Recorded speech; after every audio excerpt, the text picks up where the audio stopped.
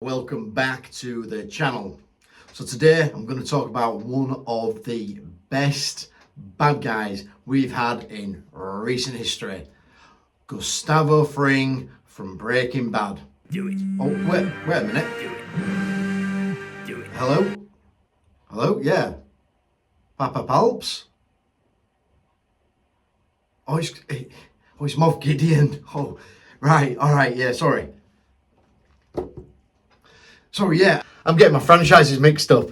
Yeah, I'm talking about Moff You have something I want. Gideon from The Mandalorian and how much of an awesome bad guy he is.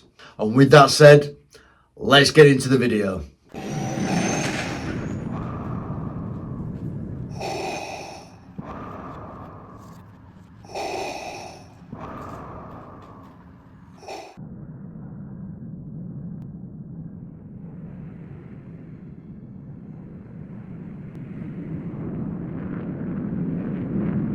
So I hope you enjoyed my little intro skit there.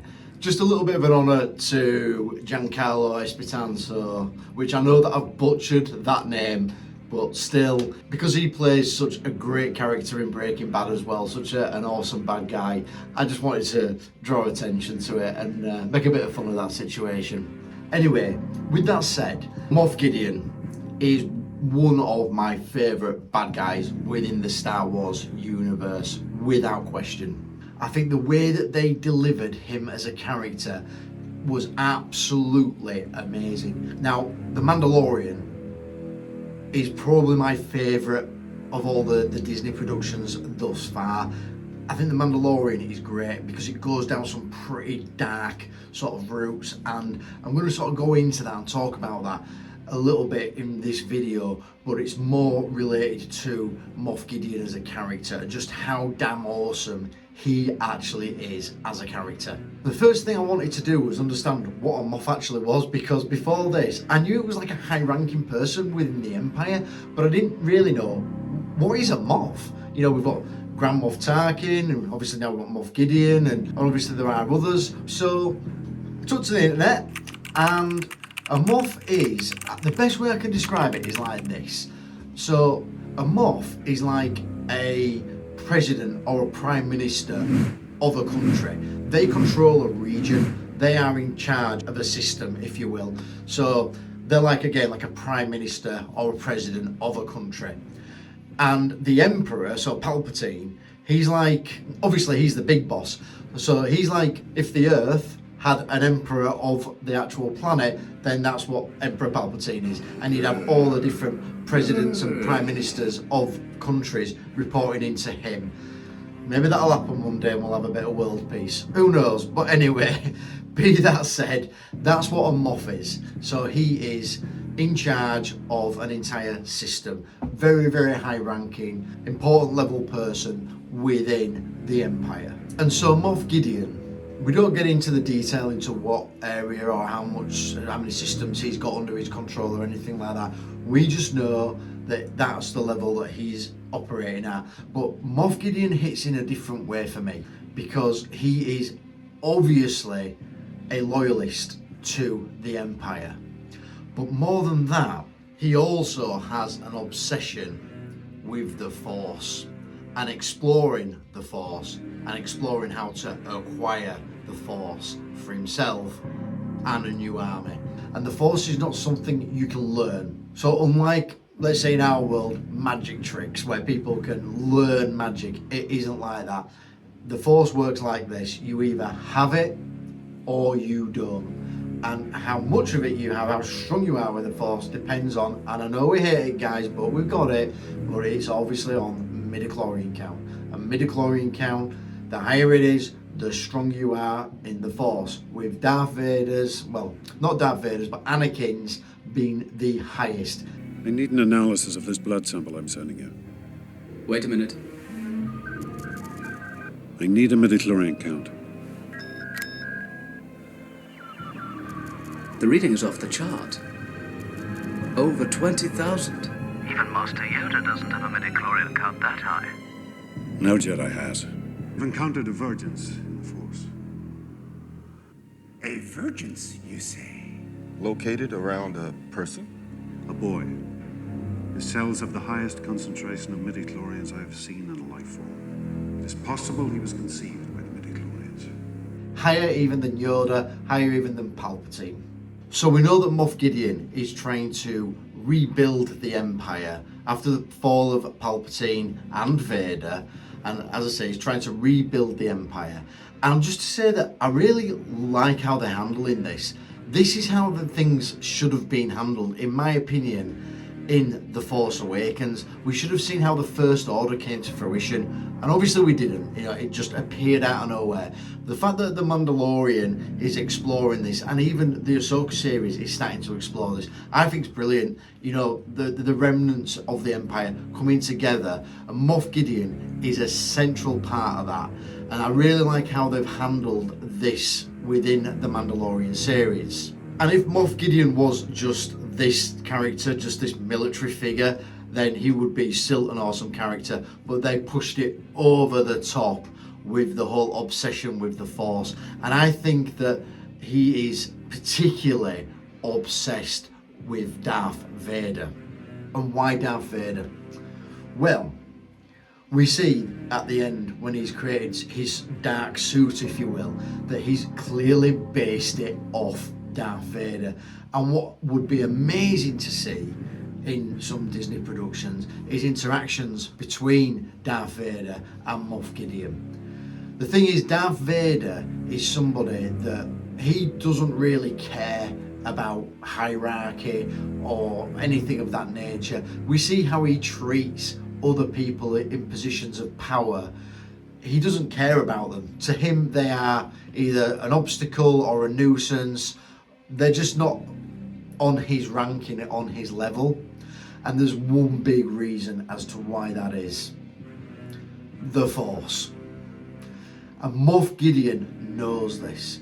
He blatantly states it, and it's such a good line where he says that he's got all the characteristics, but he was never blessed with having the Force.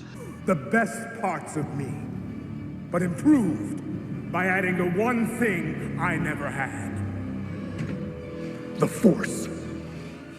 I was isolating the potential to wield the Force and incorporating it into an unstoppable army.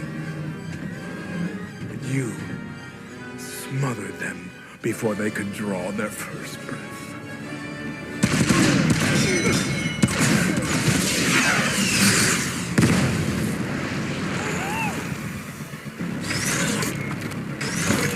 And so knowing that Moff Gideon had this admiration for Darth Vader, they no doubt interacted with each other.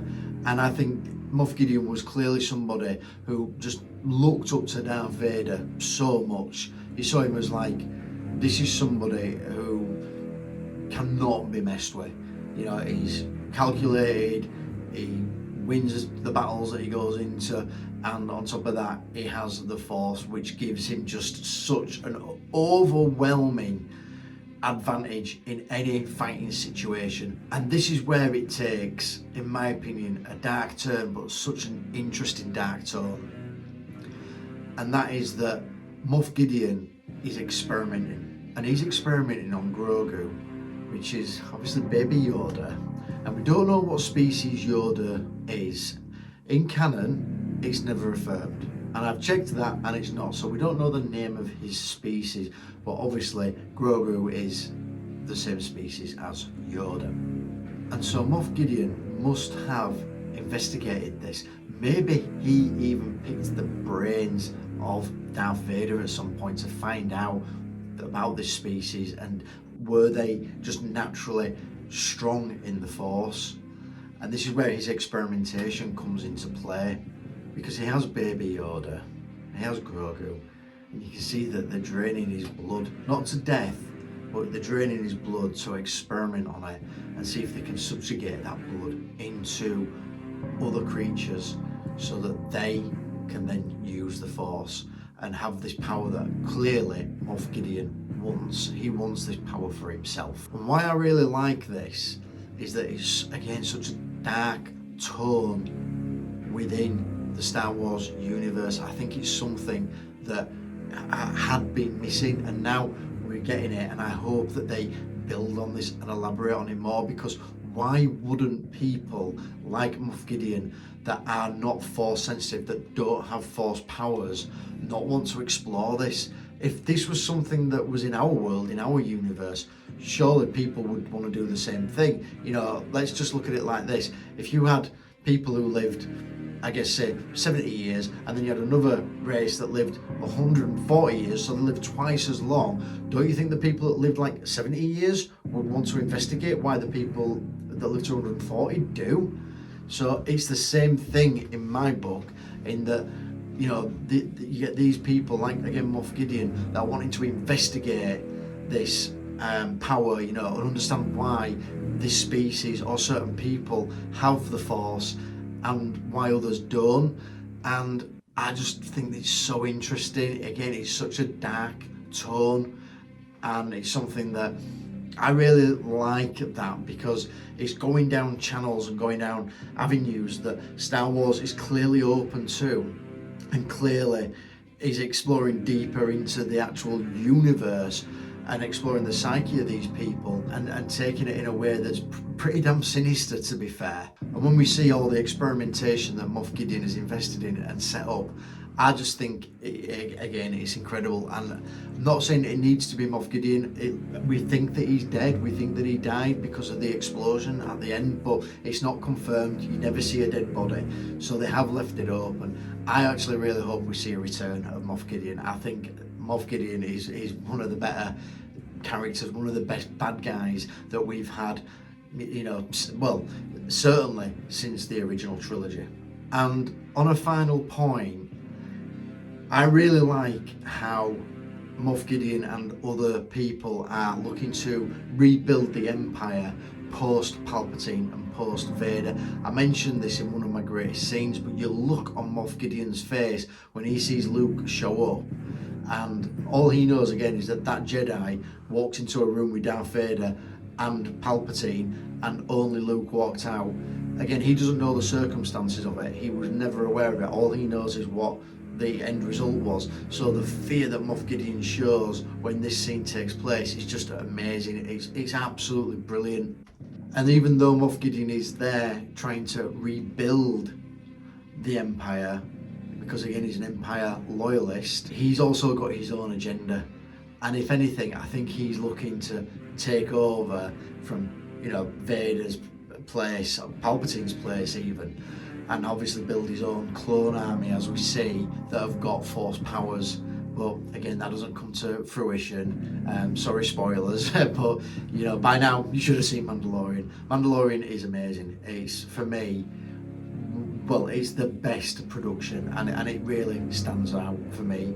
It's the best production that's come out of Disney so far, and it's quite hilarious, really, because you've got the Mandalorian versus the sequel trilogy, and the sequel trilogy just absolutely bombed, and then you've got the Mandalorian, which won't have had anywhere near the budget, and it's just, they're not even comparable. They're not even comparable, in my opinion. But anyway, Moff Gideon for me is, again, an amazing bad guy, the best bad guy that we've got thus far, and more of this Disney, more of it. You know, this is the type of thing I want to be seeing moving forward. I really like it. I think it is great, and again, we can go into the sort of more sinister, you know, darker tones, darker storylines within the Star Wars universe. I'm all for it. It makes for more interesting viewing. It makes for more interesting bad guys, and I really like this, with all respect to trying to acquire the Force through experimentation. That is such an interesting angle. So yeah, love that. But anyway, with that said, I hope you liked the video. Don't forget to like, don't forget to subscribe, and I will see you in the next one.